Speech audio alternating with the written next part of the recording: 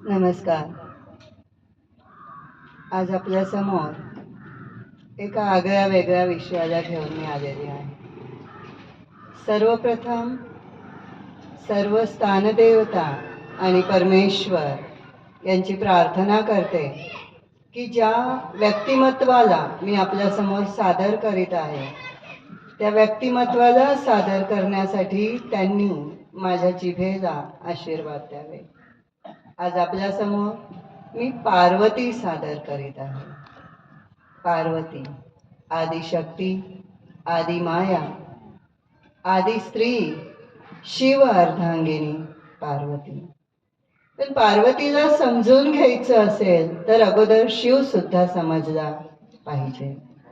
अनेक देवतांची आपण उपासना करतो, पण त्यामध्ये अर्धनारीश्वर, अर्धनटेश्वर म्हणून ज्यांची नोंद घेतली जाते आणि अर्धांगिनी म्हणून जिला मानाचा मुजरा केला जातो ती म्हणजे पार्वती.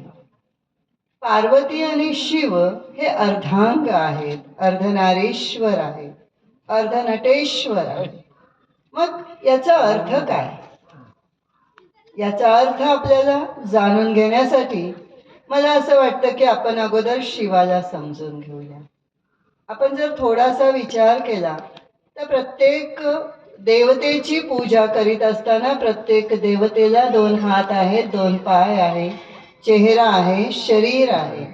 पण जो शिव आहे त्या शिवाचंच शिवलिंग आहे आणि आपण सगळेजण शिवलिंगाची पूजा करतो, नाही का? शिवलिंगाला आपण 12 ज्योतिर्लिंगामध्ये पूजतो आणि त्या शिवाची अर्धांगिनी पार्वती आहे. मग जर शिव इतका गूढ आहे तर पार्वती किती गूढ असेल? आज वेळ आलेली आहे किंवा आज पार्वती सगळ्यांना कळलीच पाहिजे. जगामध्ये असे अनेक गूढ रहस्य आहेत की जे सामान्य नजरेच्या बाहेर आहेत, सामान्य व्यक्तिरेखांना समजलेले नाही. आणि असेच 2 रहस्य म्हणजे शिव आणि पार्वती. अगोदर शिव समजून घेऊया. अनेकांच्या प्रतिमांची पूजा करतो, मग शिवाला ज्योतिर्लिंगात का पूजतो आपण? हा एक प्रश्न आहे. कारण शिव हा जगत निर्माता आहे, शिव हा जगत रक्षण करता आहे. शिवानेच या जगाला निर्माण केलं, शिवच या जगाची रक्षा करतोय आणि शिवच या जगाचा विनाश करणार आहे. तारक, मारक, रक्षक आणि संहारक सर्व भूमिका शिवाच्याच आहे. मग हा शिव कोण आहे? तर हा शिव एक निराकार शक्ती आहे. शिव हा निराकार आहे. शिव हा असामान्य व्यक्तीच्या शक्तीच्या आकलनाच्या पलीकडची शक्ती आहे. ज्याला कोणत्या शब्दामध्ये, ज्याला कोणत्या व्याख्येमध्ये, ज्याला कोणत्याही प्रतिमेमध्ये आपण बांधू शकत नाही असा तो शिव. आणि म्हणून आपण म्हणतो ओम नमः शिवाय. अनेक मंत्र बदलतात, अनेक व्याख्या बदलल्या, परंतु ओम नमः शिवायची शक्ती कधीच बदलली नाही, कधीच संपली नाही आणि कधीच संपू शकत नाही. ओम नमः शिवाय. ओम मी आत्मा आहे. नमन माझे नमन आहे. कोणाला? त्या शिवाला. कारण मला आत्म्याला त्या शिवाशिवाय कोणीही तारू शकत नाही. आणि म्हणून आपण म्हणतो ओम नमः शिवाय. हा जो शिव आहे या शिवाची अर्धांगिनी पार्वती.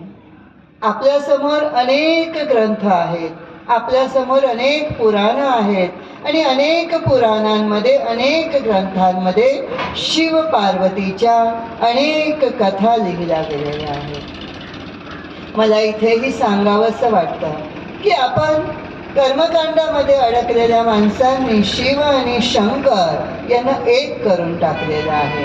तर शिव ही वेगळी शक्ती आहे आणि शंकर हा एक तपस्वी आहे, साधू आहे. शिव आणि शंकर हे एक असते. तर ज्या वेळेला शंकर ध्यानस्थ बसतो तो ध्यान कोणाचं करतो? म्हणजे त्या शंकरापेक्षा मोठी शक्ती कोणीतरी आहे. शंकर नेहमी ज्योतिर्लिंगाच्या पुढे नमन करताना आपल्याला दिसतो. शंकर नेहमी ज्योतिर्लिंगाला अभिषेक करताना आपल्याला दिसतो. याचा अर्थ काय की शिव आणि शंकर हे वेगळे आहेत. पार्वती ही शंकराची नव्हती, तर पार्वती ही शिवाची होती. मग त्या शिव पार्वतीचा जो शिव आहे तो निराकार आहे. त्या शिव पार्वतीचा जो शिव आहे तो या जगाचा उद्धारक आहे, तारक आहे, रक्षक आहे आणि संहारक आहे.